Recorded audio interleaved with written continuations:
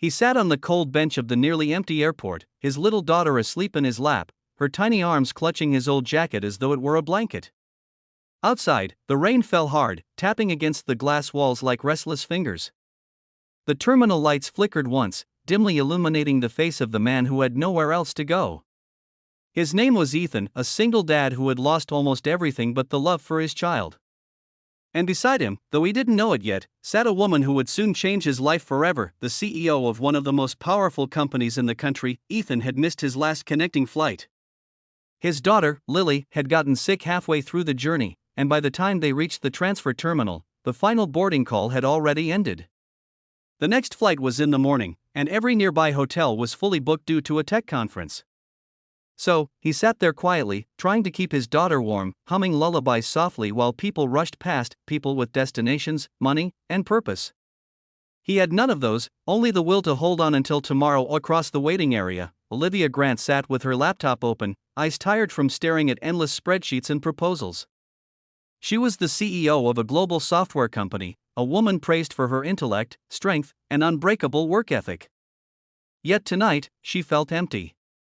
Her flight too had been delayed due to weather, and despite her luxury lounge access, she found herself sitting in the public terminal.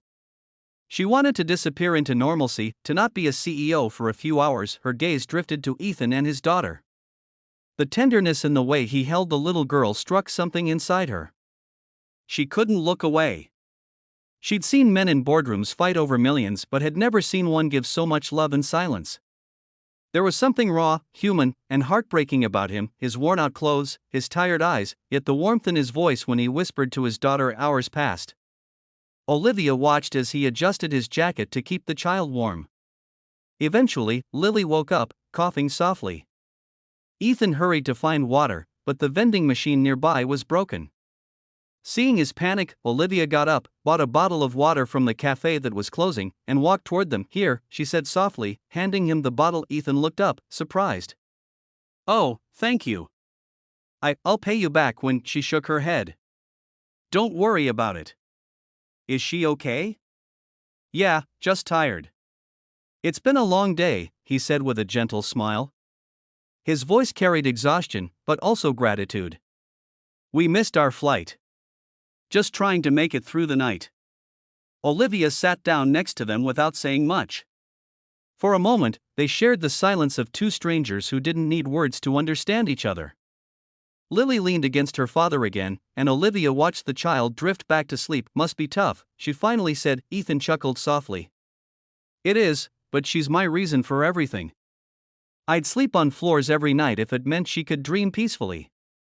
Olivia looked at him for a long moment, something unexplainable stirring in her chest. This man didn't know her title, her world, or her walls, and she didn't want to tell him. For the first time in years, she felt seen not as a CEO, but as a person. They talked quietly about life, about how Ethan had once worked as an engineer but had to quit when his wife passed away. He couldn't keep up with the long hours and raising Lily alone. He took smaller jobs, odd ones, just to survive. Yet, through all of it, he spoke with hope, not bitterness. Olivia found herself smiling, laughing even, something she hadn't done sincerely in months. The night slipped by faster than either of them expected. As dawn approached, sunlight spilled across the terminal windows. The announcement of morning flights echoed through the hall. Olivia realized she didn't want the conversation to end. When Ethan got up to gather his few belongings, she felt an ache in her chest. She wanted to say something, anything, to make him stay just a little longer. You're a good father, she said quietly. Lily's lucky.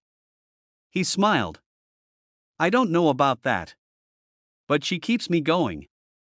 Maybe that's luck enough. He turned to leave, his daughter holding his hand. Olivia stood there, speechless. She didn't even know his last name. The CEO of a multi-million-dollar company watched a struggling father disappear into the crowd, and she couldn't explain why it hurt so much to see him go. A week later, Ethan sat in his small apartment, struggling to balance bills. His phone buzzed with a call from a number he didn't recognize. Hello, he said cautiously. Mr. Walker, came a calm, professional voice. This is Grant Industries. Our HR department received your application last month for an engineering position. We'd like to invite you to an interview tomorrow.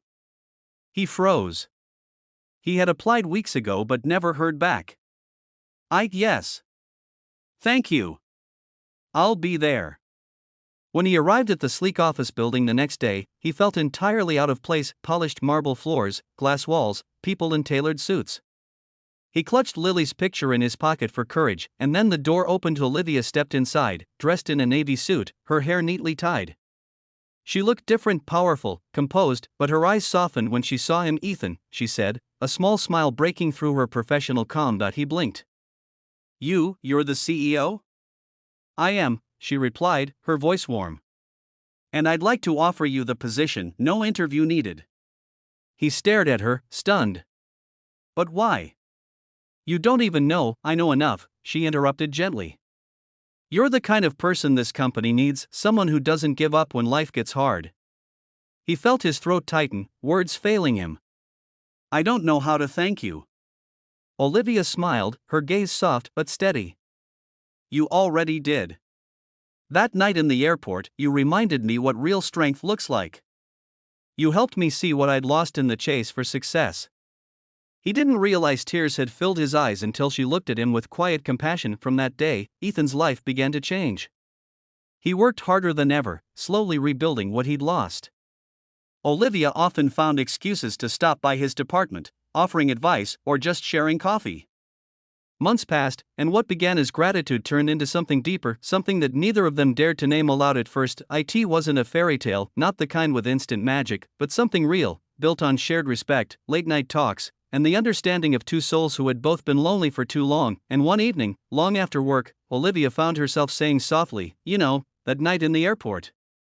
I think I was the one who got rescued. Ethan smiled, eyes gentle. Maybe we both did. Outside, the rain fell again, but this time, it didn't sound cold.